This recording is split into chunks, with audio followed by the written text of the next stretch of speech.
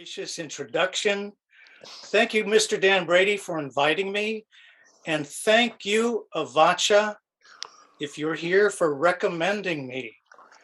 As I've gotten to know both of these folks, I realize that I'm in the company of two very warm-hearted and generous human beings.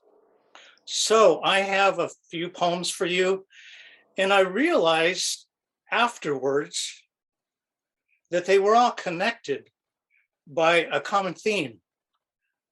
That theme being self-love, learning to love yourself, which makes sense, and it's not really random, because what I've learned since poetry found me has been profound and changed my life. And what I've learned is to tell the truth is to become beautiful.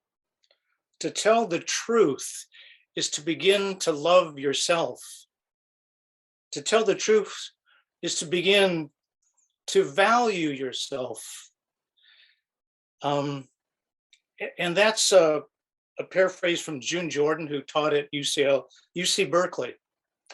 And I know all of you know this, but as we shape the poem shapes us, and we're transformed. So I'm gonna start with something that is a collection of vignettes, things that I've observed from real people. So these are all real people, and I kind of stitched it together and it began to make sense. And it's called The Poem Inside You. Here's to all the lonely people listening to love songs all alone in the night. Here's to each and every one of us afraid to rise to our full height. Here's to the Asian boy raised on American movies and TV, believes a sidekick is the best he can be. Hear the poem inside you. Here's to the schoolyard legends who never left the playground. Here's to the kids for whom the playground is a nightmare during the day. For the ones who never get picked for anything unless they're getting picked on. Hear the poem. This is for the girl who sews designer labels on her Kmart jeans. Here's to the one they call white boy, güero, his brown soul crying out to be seen. Here's to my cousins running with glee, stealing pomegranates from Big Hat Peach Tree in an alley on the west side of Fresno. Here's to the guy afraid to come out as a poet. Hear the poem inside you, however faint it may be. Here's to the girls who fall in love with girls, and to the boys who fall in love with boys. Here's to the pretty black girl practicing her smile in the mirror for hours, sculpting her lips thinner is her secret wish. Here's to the pretty Asian girl wishing she looked like the models in Abercrombie and Fitch. Here's to everyone who's ever been told they are not enough. They can't take a joke. They're too damn sensitive. Hear the poem inside you. It's getting stronger now. Hear the poem inside you that gives birth to hope. So ring the bell and yank the rope. Bang the gong. Let's roll the dice on 4th and Long. Let's get inspired. My brothers and sisters, let's catch the fire. Let's kick the tires. Hell, let's slam the damn car doors. So rock out, rock on, rock the boat, rock your style, and roll like you're golden. So shake your hips and let your lips say what you've never said before. Speak the unspoken, speak the unspeakable. Tell yourself what you've been waiting to hear. your whole life. I love you in your own voice. So offer loving care to your tender heart. Speak truth to flower. Speak the speak, say the say. Let's break some taboos along the way. The truth is, you are majestic. You are magnificent. You are the marvel in marvelous. You are the beauty in beautiful. You are the wonder in wonderful. You are bright and shiny. You're the diamond on the diamond ring. You're the first day of spring. Make no mistake, you are the grand in grandeur. You're grand like the Grand Canyon. On the first day, someone set eyes on it and was convinced there must be a God.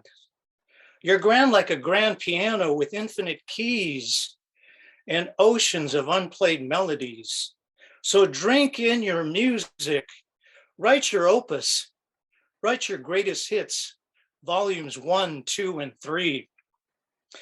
You are grand like a grand slam in the 7th game of the World Series, bottom of the 9th. Go Giants. So set your sight on the beauty of that ball in flight. Slowly drop your bat, smile to the crowd and tip your hat.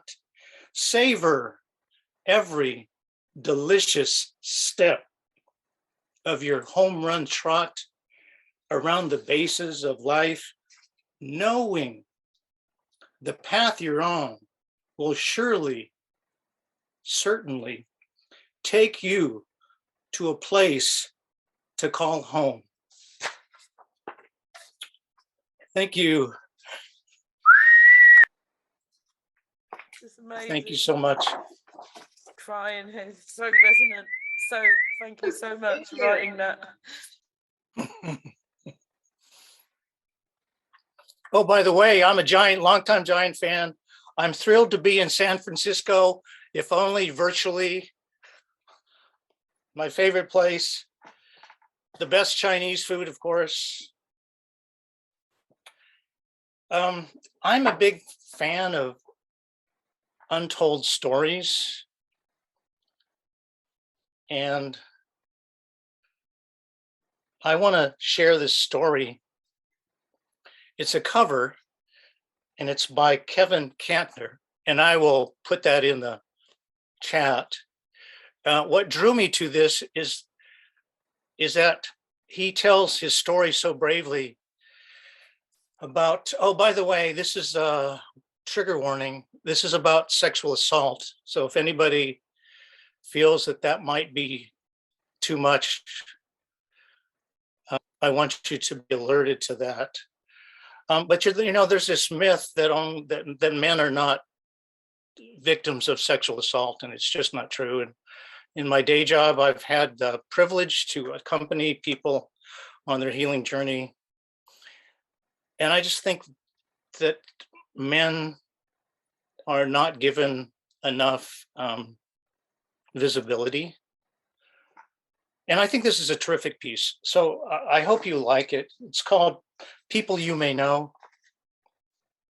by Kevin Cantner. When my rapist showed up under the People You May Know tab on Facebook, it felt like the closest to the crime scene I've ever been. That is, if I don't count the clockwork murder that I make of my own memory every time I drive down Colfax Avenue. Still, I sit in my living room. I sift for clues. Click, I see myself caught in his teeth. He's dancing with his shirt off in a city I've never been to. Click, he is eating sushi over a few beers with friends, and I am under his fingernails. Click, I know that alley. Click, I killed the memory of that t-shirt. Click. This is an old photograph. It's a baby picture. There's also an older man, presumably his father.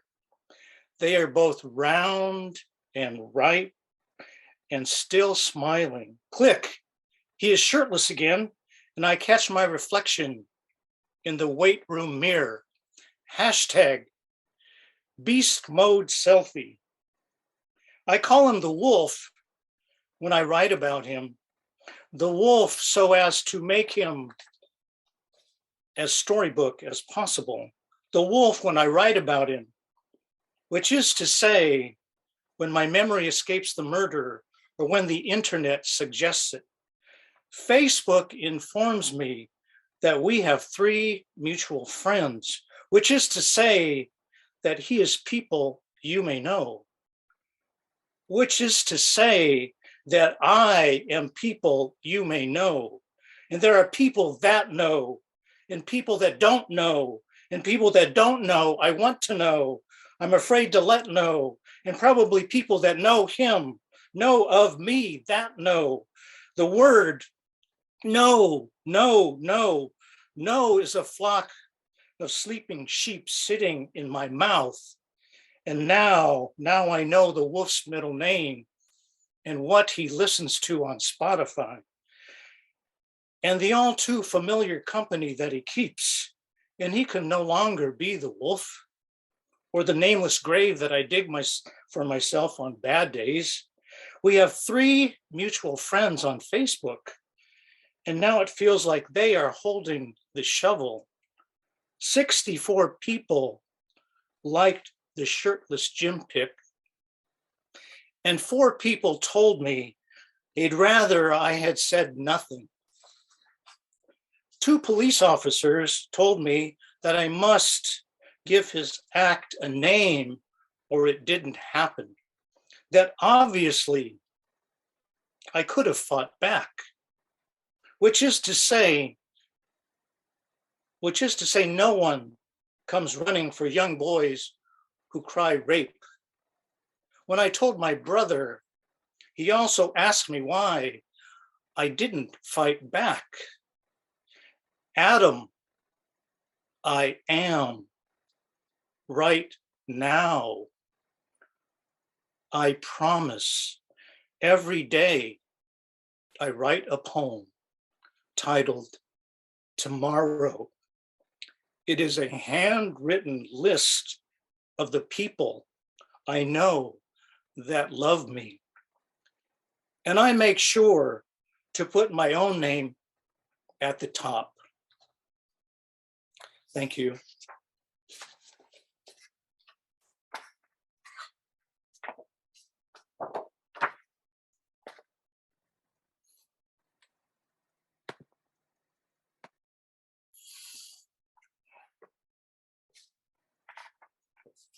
How are we doing for time? Right now, you have about 7 or 8 minutes. Okay. And stellar, stellar, stellar. I'm just going to say that. I'm going to go back to muting. Okay. This is called erasure. I was waking up at 4 a.m. in the morning with this memory from my childhood. And I knew the memory, and I felt ashamed whenever I remembered it. And I would push it back to the recesses of my mind until it would circle again, maybe a couple of years later. But this time, the voice said, Keith, you must write this down if you are ever to be whole. So I wrote it down, and then the voice said, now you must perform this in front of people. I have a very pushy inner voice. So I did. And that's how I started getting into poetry, actually. This is called erasure. I am in agony. I am 7 years old. My class at my almost all-white elementary school in Fresno, California, has to draw a self-portrait. I am in agony. I can't finish my drawing each time I draw my face. I erase, I start over. Each time I draw my face, I erase. I draw my face again and I erase again. Each time I come ever so close to completing my face, I'm filled with shame at what I see. For what I see staring back at me is my Chinese face. You see, when the Gestapo boots of every kid in the Ching Chong Chinaman parade, Goose steps on a tender young throat, it grinds a lasting heel print, a black and blue bruise of self-hate. If I'm honest, it was my Chinese eyes I felt the most ashamed of. I feel a stab of shame even as I say this now. Trauma lives in the body. They say the eyes are the window to the heart. That is to say, if you look closely enough into them, an entire life can be seen. Pain, joy, heartbreak. The first thing the kids noticed were my eyes, but I don't think they ever took the time to look closely enough into them. They also say that the eyes are a mirror to the soul, and like a mirror, they also reflect the person looking into them. Did the kids mock my eyes without ever seeing their own reflection? Do we mock others today without ever seeing our own reflection? Since I was young, my eyes told me we turn a blind eye to the immense power of a tongue wielded like a scythe that lacerates the heart with words that maim, words like, go back to your own country, women can't be trusted, they're all rapists, chink, gook, whatever. And it didn't help that my mother admonished me not to wear colors that would make me look too yellow. Too yellow for whom, Mom? But you see, she had been breathing in the same smog in the air for even longer than me.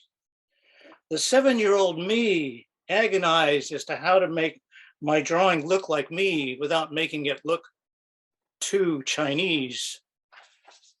I was walking a racial tightrope. I truly was in agony. Shame and humiliation. At the time, I didn't know those were the words for the feelings I had. What I did know was that I felt a hot flush in my face when I looked at the face I had drawn before I quickly erased it. What I did know is that I covered it up when anyone walked by, which is crazy because the kids saw me every day. What I did know is that I didn't want to face my face. My face, this face, it made me feel so out of place, this face of mine. The source of my disgrace, this face of mine, I so wished I could replace. In the end, sadly, the drawing I turned in had the eyes and the face of a little white boy. You see, after all that erasing, I had erased myself. And what I realized is I wasn't just erasing my face that day. What I want to tell you is that I was erasing the beauty of who I was and the unique gifts that I bring. I was erasing my history, my identity. I was erasing my love of my mother's delicious Chinese cooking. I was erasing my appreciation of my hardworking father, who didn't look like the heroes in the movies and made me despair that we could ever be the heroes in our own stories. I was erasing my desire to be and share who I was. And what I didn't realize was that that was just the beginning of my complete erasure. The beginning of a lifelong struggle I would not overcome for years, a struggle to love myself as I am. With this skin, this rich golden amber honey butter skin I was born with. I now reclaim myself. I am a golden child of God. And to love myself with this face, this same face I once saw in a museum atop a proud terracotta warrior. I now restore myself. I am a proud Chinese warrior. And especially, yes, especially to love myself with these eyes, my beautiful obsidian eyes that tell the tale of my ancestors. If you only look deeply enough into them. This is a story that I would remember and forget for years, when all at once my story shook me, rocked me, cradled me in its arms, and whispered, "My sweet boy, this time it's safe to listen." This story is an old friend pointing to where my healing lies.